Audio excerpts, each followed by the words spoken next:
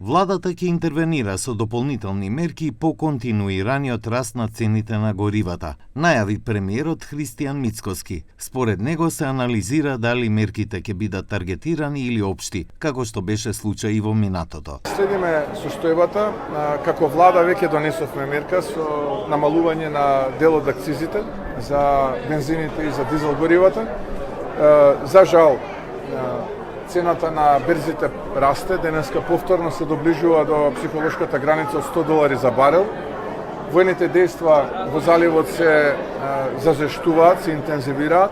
На прашањето дали постои можност за намалување на ДДВ за горивата, Мицкоски изјави дека и тоа е една од алтернативите, иако не е најпосакуваната, поради влијанието врз буџетските приходи. Да, се разбира, и тоа е една од опциите. Тоа е можеби најмалку посакувана опција од аспект на тоа дека сите денеска зборуваат за расходите од буџетот, а никој не зборува за приходите.